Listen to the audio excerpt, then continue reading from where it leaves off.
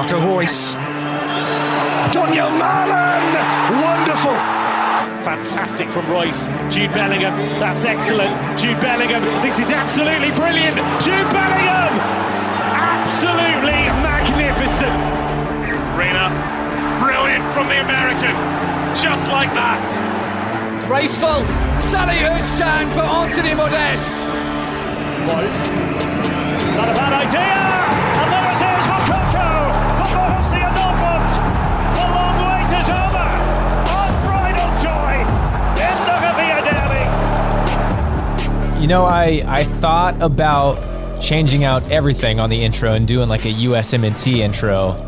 I did not have enough time. Literally 5 minutes before we started recording, I had to take out the chants that I had on there from last week because I completely forgot to do that. So didn't quite get to it. But this is the BVB podcast. My name's Jake, joined as always by Carver. How are you doing, man? I'm doing well. I would have tell you this. You probably wouldn't have been able to find much content for any sort of entertaining goals or anything for the U.S. Not from anything recently.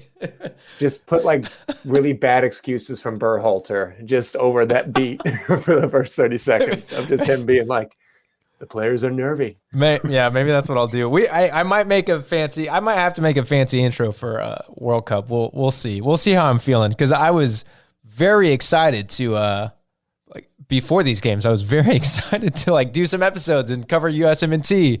And then remember how hyped I was to wake up Friday morning and watch USA. And then, man, very quickly did that ruin my day. Just, Yeah, same here. I got to work pretty early that day, actually, so I could try to watch as much as I could. And I watched pretty much the whole game against Japan. And I mean, this whole window has just completely changed pretty much everyone's attitude towards the World Cup that's, of course, U.S. fans. At the very least, their expectations have changed. Yeah. So, before we jump in, Lowell, what's coming up in this episode? Obviously, we are going to recap USMNT, whether we enjoy it or not. Watching that second game, I was like, this seems pretty familiar. I feel like I'm watching Dortmund right now. This is pretty great. I mean, not great. It wasn't great, but you know what I mean? It was a familiar game. So we're going to recap USMNT. We're going to give a quick rundown of our other players on international duty, like their stats. We had a great game with Germany and England, so we'll talk about that a little bit. We got some Twitter questions, and then I'll get into some injury news and just previewing Köln, which we have coming up this weekend. But yeah, let's start off. I mean, we kind of already talked about it, how it sucked. It was not fun. But I do have to give credit. They're a good team, but Japan, I don't know if I underestimated them, but I was saying last episode, it's like, man, I wish we were playing some bigger, tougher competition going into this because all the Nations League games and England's playing Germany. And it's like, I wanted some better competition. Turns out this is who we needed to play. And we couldn't get the win either way. It didn't take much for us to get incredibly exposed. I mean, you don't need a European team to play against for the U.S. men's national team for anyone to really have their eyes opened and be like, wow, what a reality check. And it was very much needed before the World Cup because we still probably have a good chance of falling flat on our face. But if we didn't, hopefully, and treat this as a very valuable learning experience, we're definitely going to go and do the same thing again. And Japan's not a bad team. I didn't underestimate them. I mean, they're pretty technically gifted. They work as a unit, and they came out to play. And wow, just that first game overall was so uninspiring looking. I mean, you'd expect the players actually wanting to go out and prove themselves, and some of that got call-ups that, in my opinion, didn't deserve call-ups.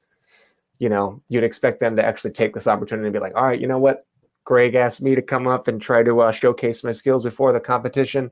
I'm not letting this position go. This is mine for the taking.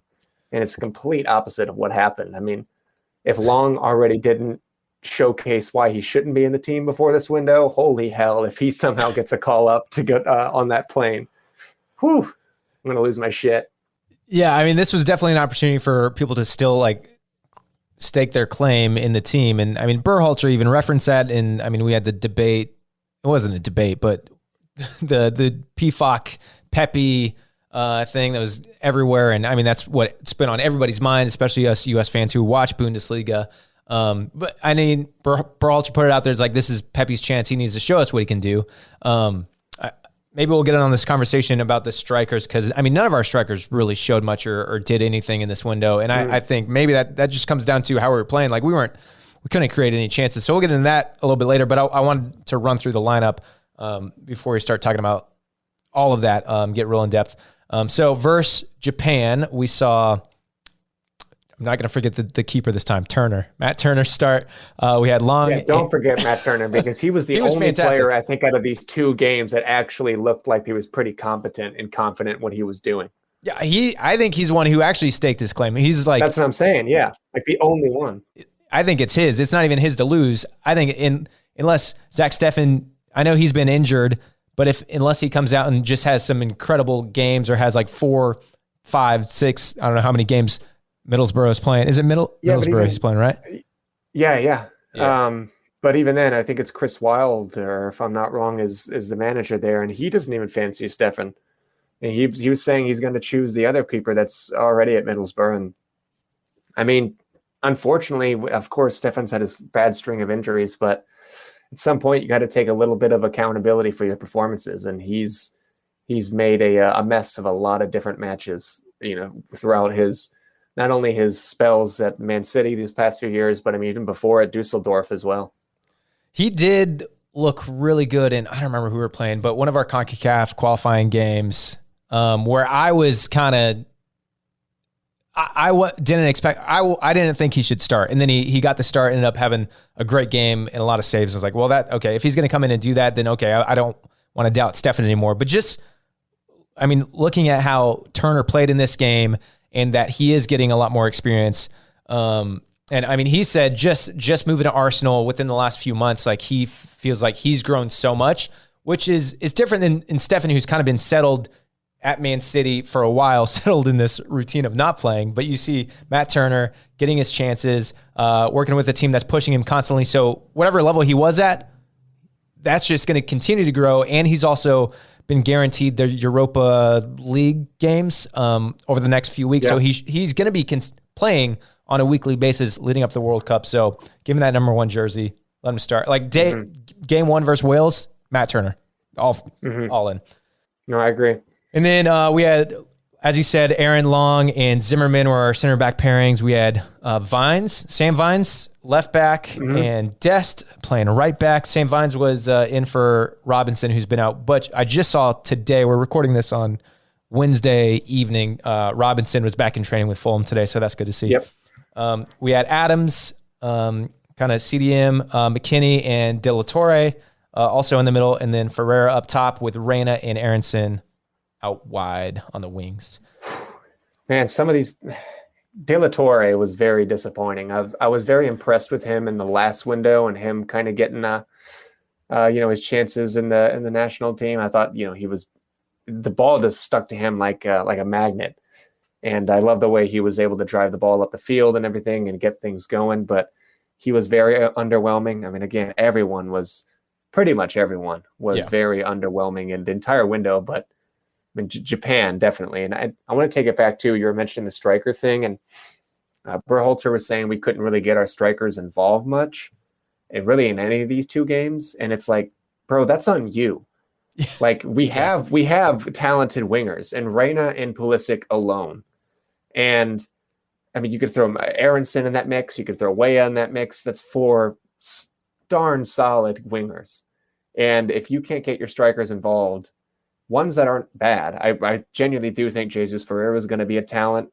The older he gets, and we already know P-Fox performing at a really high level at the moment. And yeah, if they're not really getting the service, quote unquote, that they need, that comes down to coaching. Yeah, and I mean we're not going to recap both these games in depth. Like we'll kind of do a full recap, like both games together. We don't need to break down each game individually.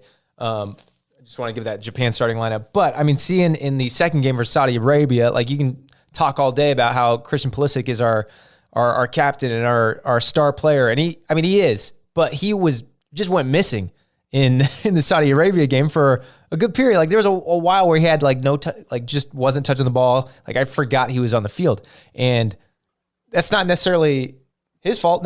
But yeah, it's like what Berhalter's got to do something to get this team clicking. Well, he was saying we were missing a lot of starters too against Japan, which that's again another excuse. And I got a handful of other excuses that he written down that he just said in the past few days. But whatever. If people want to give him the benefit of the doubt that these players, I guess, played with each other too much, and you're missing a lot of players, well, then you got Saudi Arabia coming up, should be a win, and you'd expect them to have an actual response after that abysmal performance, but just as uninspiring looking. It was like Saudi Arabia B team. They were missing their captain. They had their second string goalie who plays in the second division in Saudi Arabia, who we didn't test at all. They had I think maybe it was their captain in the middle. I don't know any of their positions, but they were down a lot of their starters. And looking at our lineup, I'm like, who are our starters that you're saying we're missing? Because he's changing everything up so much that I have no idea. I mean, we're going to get into that was one of our Twitter questions. We'll get into our starting lineup a little bit later.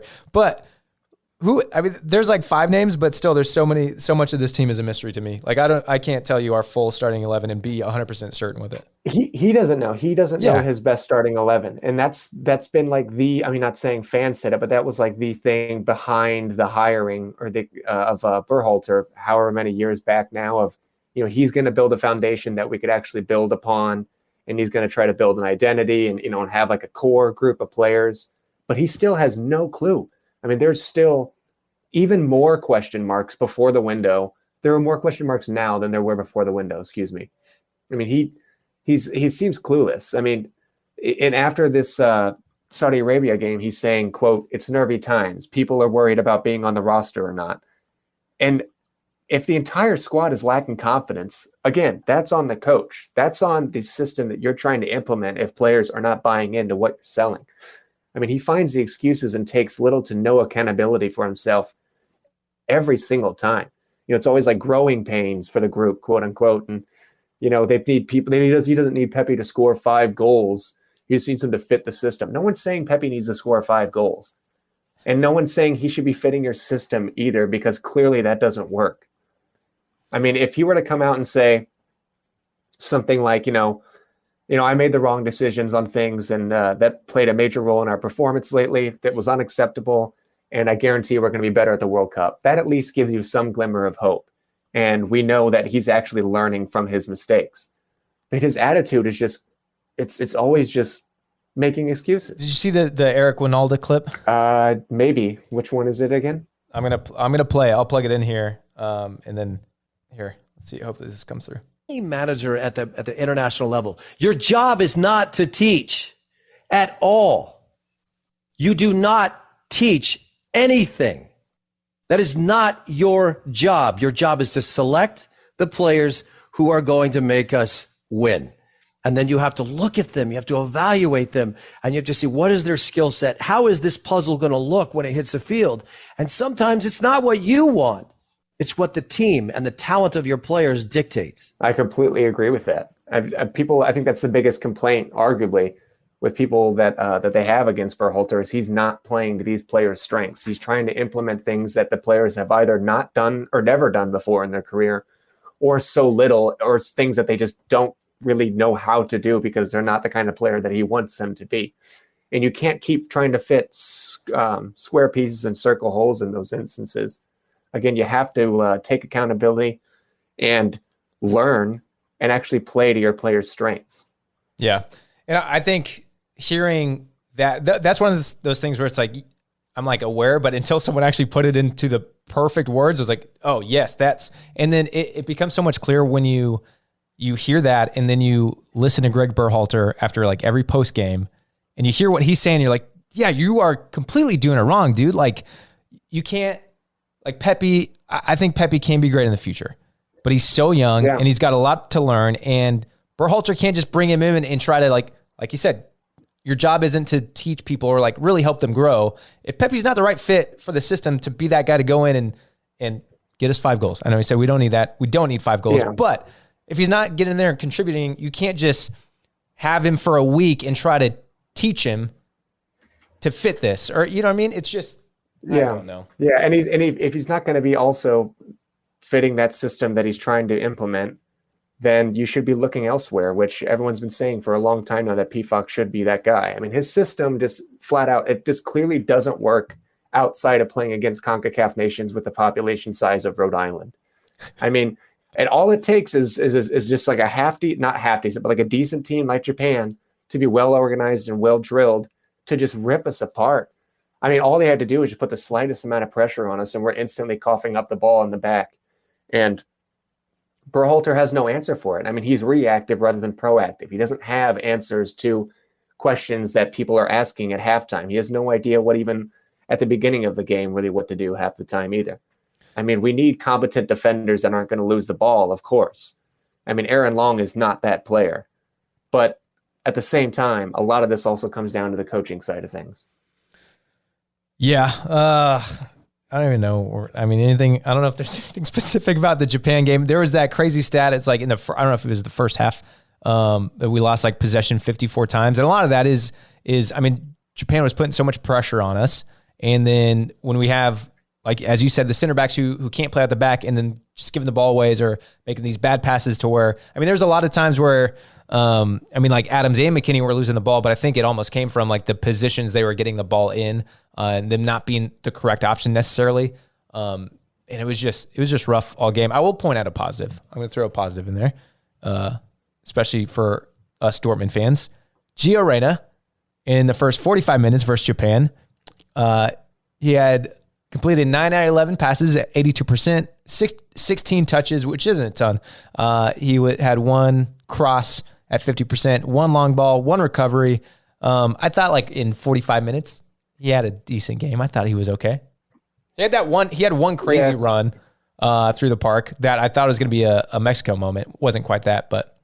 Yeah, he didn't fall flat on his face. I mean, it wasn't one of his best games, but I mean, again, he's been away for so long too. So I don't want to say it's just him that's looking like he's never played with the same or the group of players that were on the field with him before, because everyone is treating everyone else like they're complete strangers in this group. It's weird. I mean, they have no chemistry or togetherness really whatsoever when it comes like the actual playing of soccer here. Well, and that's what I think the big difference you saw. I mean, just us versus Japan. Like Japan, they knew 100% what they were doing. The team worked well together. The team gelled. The team knew what to do and how to play together. And then you look at us. Immediately, every time they won possession, it would just take maybe 1-2 passes max to just slice through our lines and have an open attack. I mean, wide open. And then you look at us and we just look completely clueless. Like we're a bunch of individuals playing, and it's because our lineups are changing constantly because Greg doesn't know who his best 11 is because he's still trying to figure it out. He's still trying to find the people he's still trying to find that starting 11 for the World Cup. Well, guess what? You're out of time. You should have had this figured out a while ago. And so it's like the players are confused on the system and who they're playing with and what to do, and they're not they're not gelling. And I even saw I was also watching Meunier in Belgium. I think this was the night before. Because they played on last Thursday, and just like watching Belgium, I know Belgium's like top 2 team in the world, but still just to see that cohesion, like how good they were working together, and like they just looked like they were a team that plays together constantly. And so seeing that compared to US, it's just like we're so far off it. But though, I guess the one little thing I will say, I guess, to not even defend the U.S., but with Belgium, I mean, it feels like they're playing the same opponent every time, and Wales. And also with their lineups, I mean, they pretty much are rocking the same starting 11 for like what seems like the last like 7 or 8 years now. I mean, you could just go down the list and it's like, yeah, they played in the last tournament or in the tournament before that and so on. But we are interchanging. I mean, our squad is interchanging a lot, of course. And that's just because I think there's a lot of young, growing talent, but also Berhalter still doesn't really know what to do with any of the players that he's selecting. And half the time, the selections that he make are also very strange and make little sense to me. And it's not just our offense, though, either. I mean, both sides of the ball now in this window were pretty abysmal. I mean, I touched on the defense coughing up the ball a lot, but when we do lose the ball, too, we're not not defensively sound to actually close down those attacks either. I mean, again, Aaron Long is not it. Of Zimmerman, I'd give him the nod to be that guy, to be an instant starter in the World Cup, but it obviously cannot be another MLS player like that, because they're just not that kind of quality at the moment. It cannot be a player like Aaron Long. I mean, I really don't know how many minutes Brooks is going to get now that he's at Benfica. I think he just made his debut right before the window, and it was like maybe 2 minutes. But if they can slowly start to implement him in for the next month or two, or month and a half, then I would definitely consider him, because he's got a good left foot. He's obviously been a defender at this kind of level for a long time.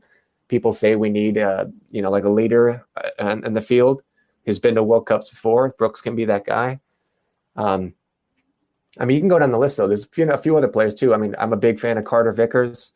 He's played in the Champions League. I think he's like the most accurate passer at where was his last club? But I know he's at Celtic now. I think he was at Bournemouth before that, if I'm not wrong. And he's someone who's not scared to complete a 5-yard pass, and he can do that pretty consistently, it seems like. So yeah, you can keep going down the list. It's not just by a margin. I mean, those two that I just listed are miles better than Long. Yeah. I'll jump into the Saudi Arabia lineup. Is there anything else from Japan specifically, that game, you want to point out or anything? I mean, no, not really. Nothing that I already mentioned already. People have already been complaining about online. Yeah, which, I mean, that was part of it. It was after Long's game against Japan, seeing him back in, starting again against Saudi Arabia. So we saw Turner, goalkeeper again. We had Long and Zimmerman, center backs again. Yedlin, left back. Dest playing. No, that was switched. Dest. Yeah, it was switched. Looking at FOTMob, it's wrong. Yedlin, right back. Dest, left back. Acosta, Adams, and McKinney in the middle. Reyna up top. Pulisic, both them out wide. And then Pepe got the start.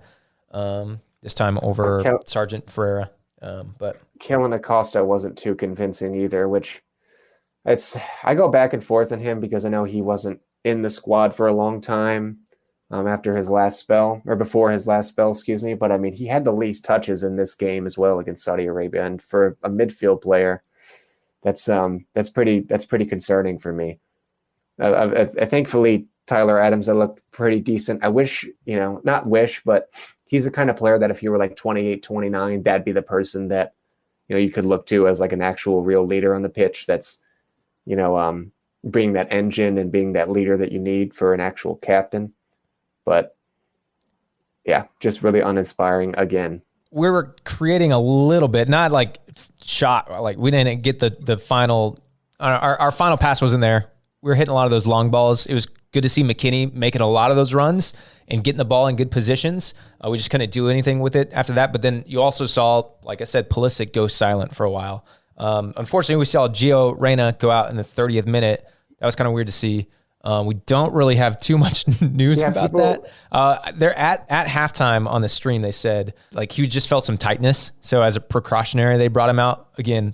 I think those were the words from Berhalter. Do I trust him? I don't know. There was a tweet of a video of him walking off and walking straight to the tunnel, and whatever the caption was like, oh, like he looked pretty upset. He didn't acknowledge or look at Berhalter at all. So I wanted to take it positively and said he's just boycotting Berhalter. I don't know if that's the case or not, but yeah. And it sucks too, because if it was even just like quote unquote precautionary, I mean, if I'm not wrong, the last time that he came off when he was also with the national team and it being precautionary, that's whatever started to really set off his injuries that we know and love for the last year and a half plus with him.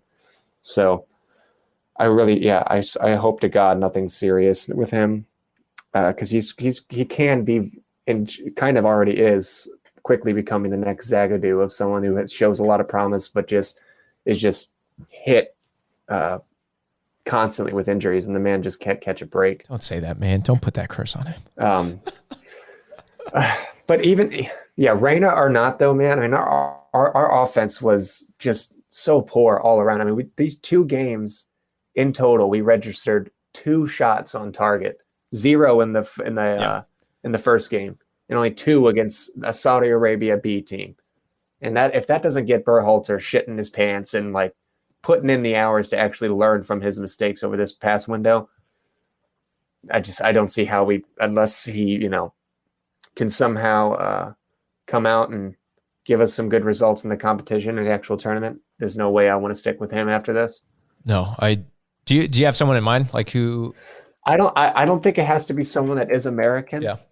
I mean, I don't really also know what managers would ever even consider accepting it. So I couldn't say I have someone off the top of my head right now, personally.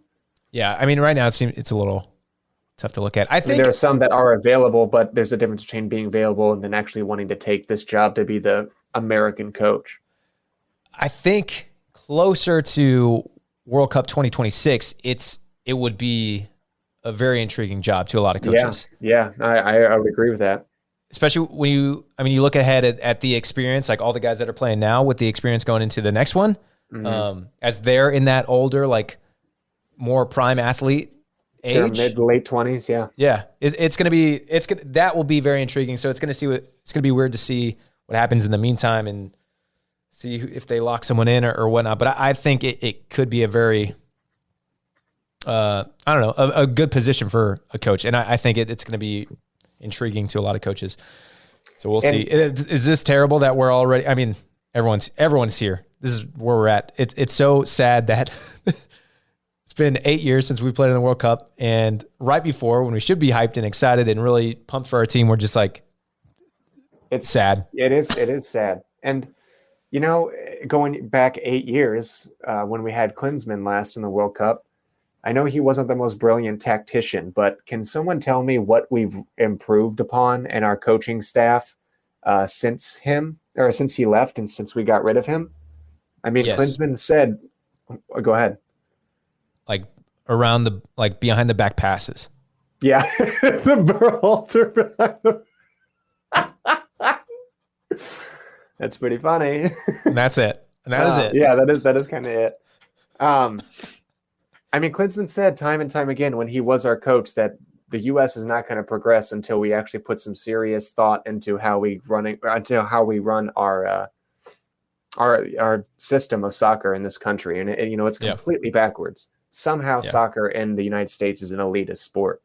It's beyond me. I mean, you can get into just hours of how insanely backwards everything is and just how kids develop in general that have like really good talent.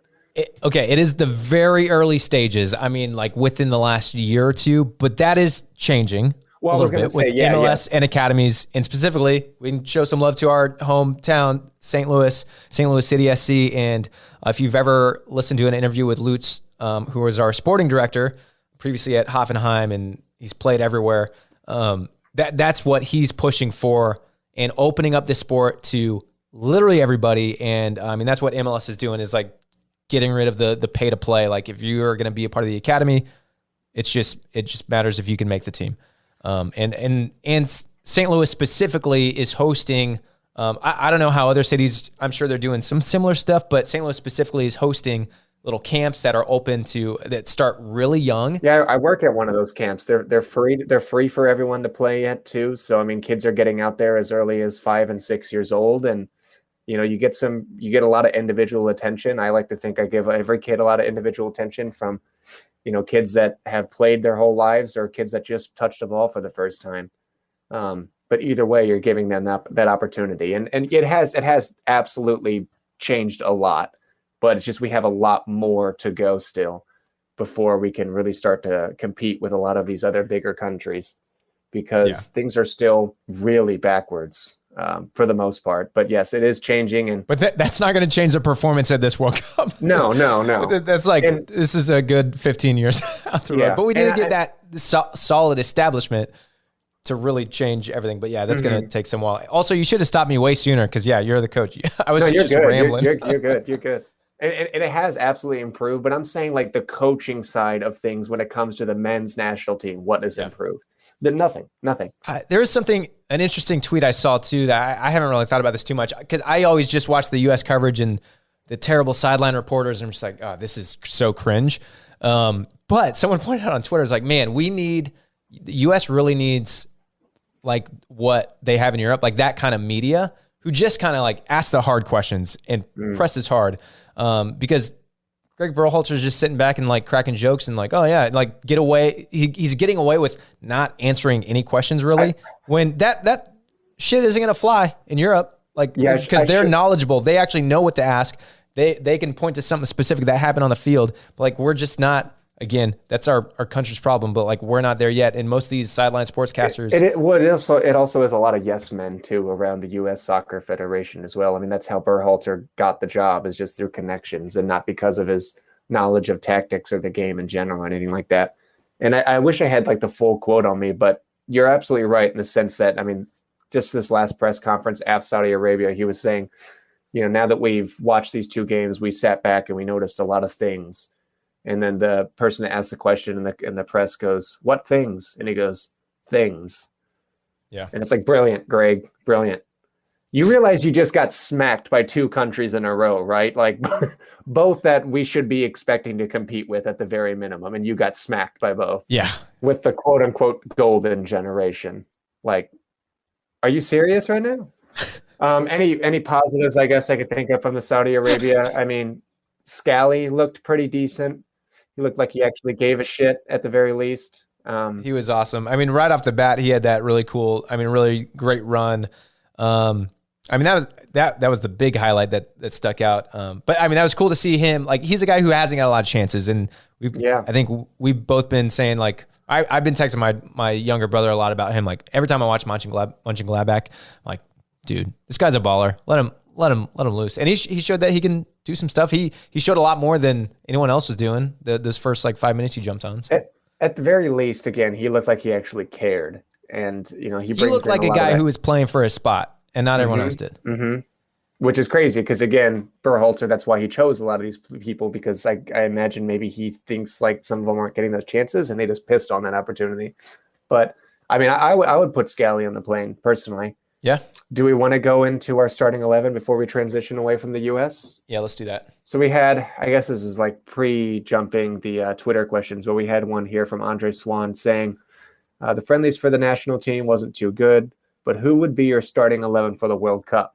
And then he also asked, for Dortmund, do you push Ozcan to be back for Cologne, or don't risk it to make sure he's ready for the games ahead? He said, no, I think you got to look at the wording here, because he said, what would be your starting 11 as opposed to what would be Berhalter's starting 11, because Berhalter's starting 11 is completely different. For me, I'm changing mine. I'm going Turner in goal, Dest, Zimmerman, and Robinson locked in for 3 of the back 4. And then for that other center back spot, I'm going Carter Vickers. I think, again, I already mentioned that he's actually a pretty competent defender. He has shown in a handful of different leagues now, and very competitive leagues, mind you, that he is decent on the ball and he can actually complete these passes at a very consistent rate.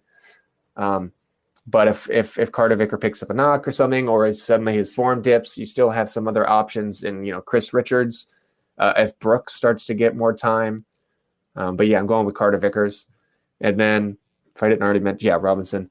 And then the mid 3. I'd probably go with Adams, McKennie, and then Reyna in the hole for the attacking mid.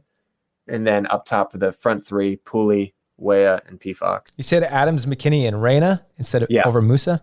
Okay. Oh, yeah. Okay. Oh, man, I forgot about Weah. Shoot. I know. Shoot. It's okay. I'm hoping, I'm imagining that Musa will be fit, because we very desperately need him too. And I struggled between, McKennie and Musa, because I think either of them would be great. But I don't know. I put Reyna in the hole because I think he links up those attacks so well. And if you put him on either wing, which he could definitely play at, but I think that all that sacrifices a slot for Weah and Pooley, and both of those kind of seem undroppable. Yeah. All right, mine is I'm changing up the system. Forget the 4-3-3. Got you. This is what's been wrong. I'm going 4-2-3-1. Turner, keeper. Then I had Zimmerman and Richards, although Richards hasn't been playing much, but that's who I'm putting. I definitely call up Richards. He's on the plane for sure. Oh, yeah. Dest right back, Robinson left back. 2 holding, Adams and McKennie. And then I have Pulisic, Reyna, and Aronson. To be fair, I forgot about Weah till like 2 minutes ago. I really love Aronson too. I struggle between Weah and Aronson. I mean, both of them bring so many good qualities to this team. But I'm almost wondering, do I use Aronson as a super sub? You know, that's true too. And then Pefok up top or Sargent. I'm really torn. But Pefok. I'm going Pefok, yeah, and then Sargent maybe off the bench if he continues his form.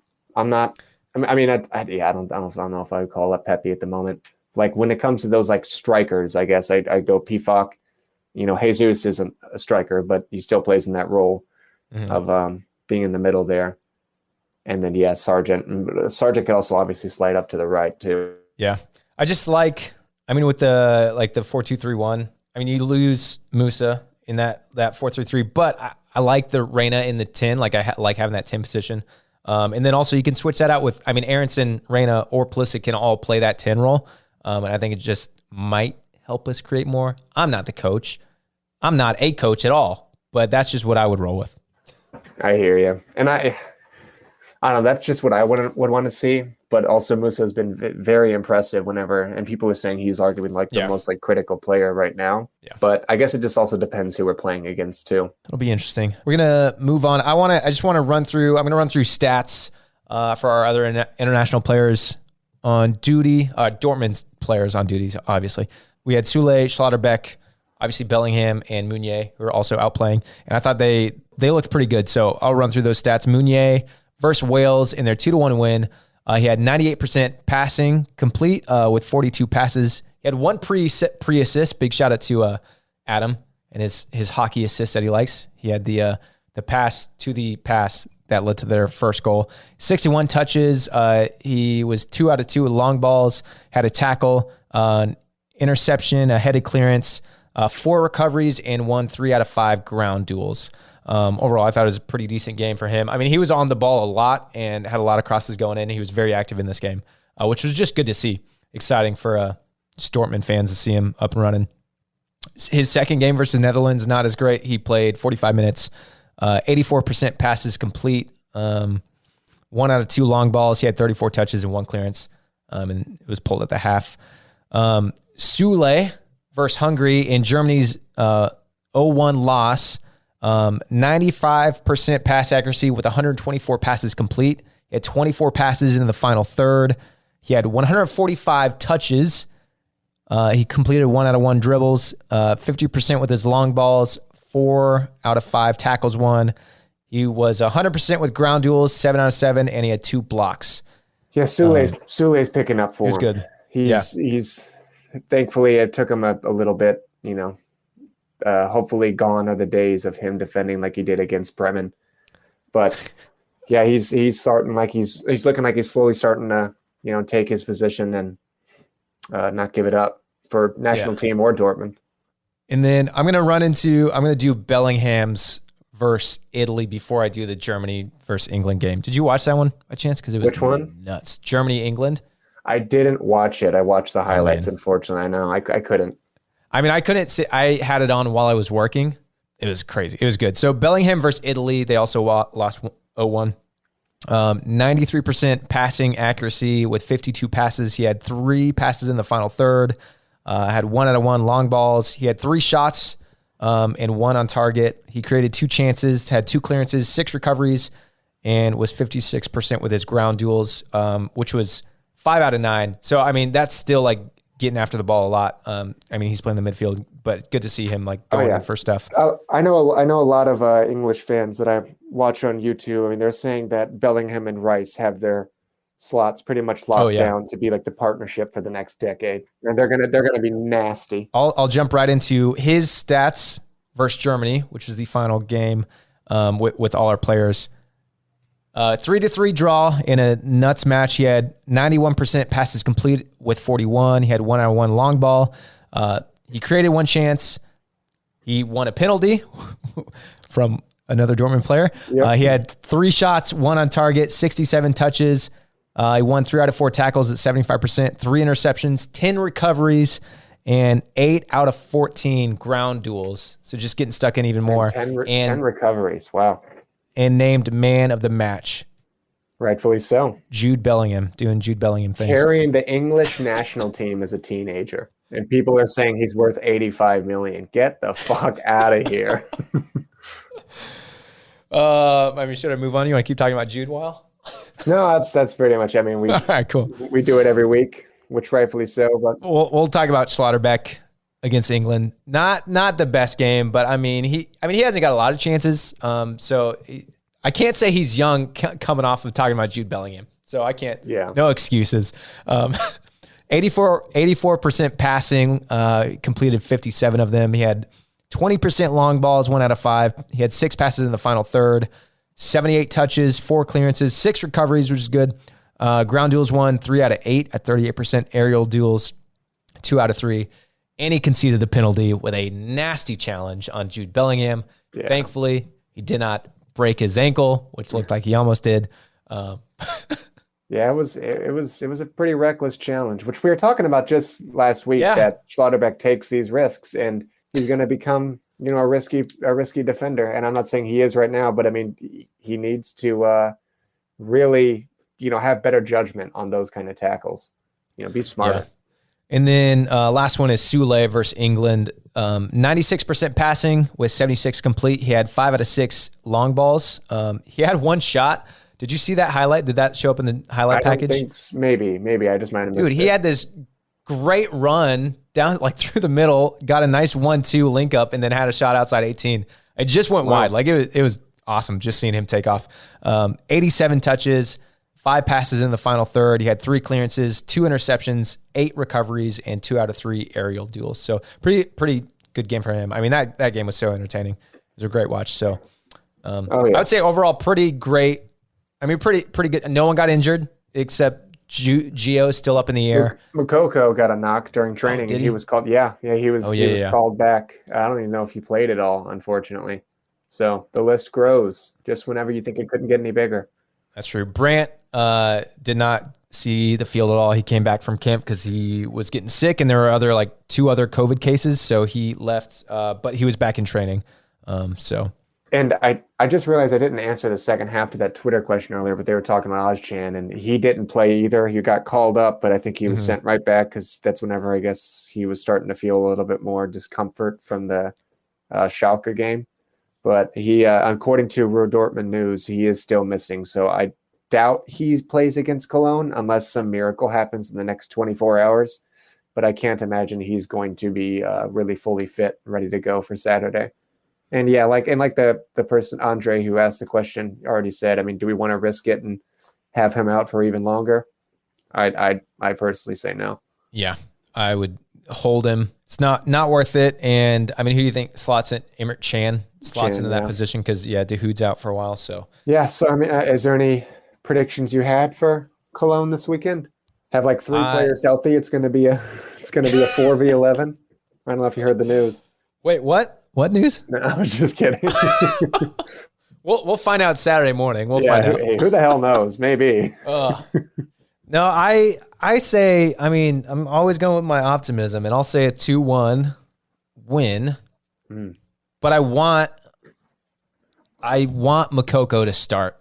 I want it to happen. I know we're playing Köln, and I don't know if Modeste is going to turn up. We talked about this last week, but now that we're previewing it, I would think, well, I guess if Moukoko healthy or not, that's the big question. Yeah, I don't know if Moukoko will be healthy or not either, and it's a complete toss-up. I really have no idea if Modeste is going to go out there and perform well against his old club, and try to expose the weaknesses that he knows they have, or he could just. But it's a matter of he can't expose them if we're not giving them the right balls. Yeah, and again, like I mentioned earlier for Greg, and that's also on Terzic. I mean, that's a coaching issue that, you need to figure out. Now, granted, he has a lot less options to work with. Unlike Greg, I mean, he has a plethora of options on the wings at the moment, but you still need to figure out a plan and be proactive here and think about how you can get Modeste more involved. Yeah.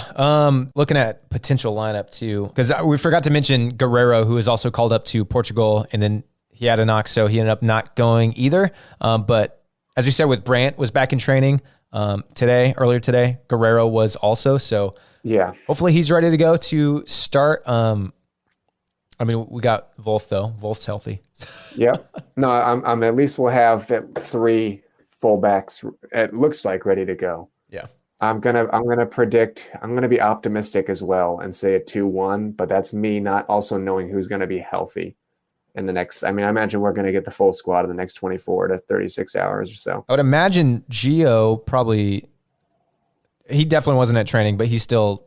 I'm assuming he traveled and he's back there, but wasn't ready to train yet. At least we have Malin and Adeyemi, though. Both of them are ready to go. Yep, which I'm excited to see. And then, okay, if let's say we pull out the 1-0 win. I mean, 1-0.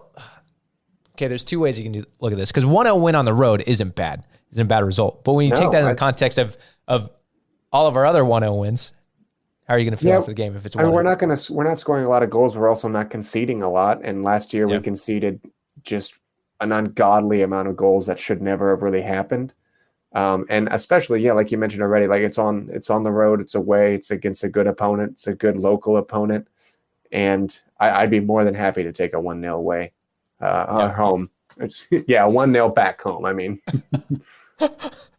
yeah, I think it's going to depend on how I think the game plays out. I mean, obviously I'll be happy with a 1-0 win, but every time we get a 1-0 win, I'm like, like there's always this, but we didn't see anything from Modeste. So I think that's going to really depend on how that plays out. I mean, I'll be happy regardless. We'll see. I guess we'll see in the next episode. We'll see how I feel. Mm-hmm. Yeah. All right. We do have one more Twitter question from Chaz, who I got to hang with. Yeah. At the old Amsterdam. Is that your first time meeting him? No, I met him before, but it was good. Always good hanging with him. Yeah, he asked most likely to pass Royce's team high checks notes 2 goals, which is funny. I did like a double take reading that, and I was like, wait, really? Is that? And I was like, I guess that makes sense. I just said we haven't been scoring a lot of goals this season. I mean, it has to be Moukoko at this point. Well, Moukoko has 2, doesn't he? Yes, but he does. But I mean, still, if there's going to be anyone else at the moment, I would imagine it's going to be him, unless he gets some injury, and he's going to be out for a while. I throw Brand in there. Brand has a chance. It should be Modeste. I mean, with all the games we've been seeing, it should be Modeste. Hope maybe Adeyemi or Malin. I can't imagine Modeste banging in a bunch the next, game or so. I just can't. I mean, we have Cologne, then you have Sevilla, and then Bayern. Yeah. Oh man. I really hope I'm proven wrong. Modeste, prove me wrong. I'll be more than happy to eat that. I mean, do it against Köln. This is the game to do it. Just get a hat trick. Get those goals up. Let's just make it happen. Get your confidence up too. Get my confidence up. Yeah. All right. I mean, there are no other Twitter questions, right? No. All right. People slacking on the Twitter questions. On that note, if you want to follow us on Twitter or Instagram, especially when we're tweeting during games and stuff, is always fun. And post game, you can always throw your questions and thoughts at us, and we'll shout you out on the podcast and read them out. We'll have everything linked in the description of this episode. Also post that, I played that Eric Wynalda clip earlier. I'll link that there too. And then you can also get the link to our website, thebvbpodcast.com, which has everything so you can listen to us on any of your preferred podcast platforms. If you haven't already and you're listening, maybe if you're a new listener, you want to click that follow or subscribe button on your podcast app. Make sure you get notified and those downloads as soon as we drop an episode so you see it immediately. And I'm doing all the plugs. Give us a 5-star review. I was just about to say that if you weren't either, I was like, a rare plug from me. Throw us that review. They're still coming. So, very kind of each and every one of you that has done that so far. Thank you for staying engaged with the show, and we're happy to stay engaged back with you. We'll also take, if you hated our USMNT coverage, DM us and we'll talk it out. If you loved it, leave that in a review, because as we get closer to World Cup, we're close to World Cup. World Cup, when Dortmund's not playing, we're going to do some more USMNT coverage. Yeah. We're still going to want to talk soccer.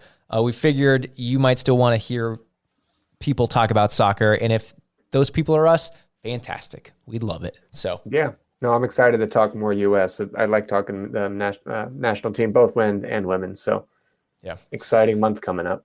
All right, so we got Köln on the weekend, we got Sevilla next Wednesday, and then we'll be back with another episode. But on that note, thanks for hanging out, guys. We'll see you later. See ya.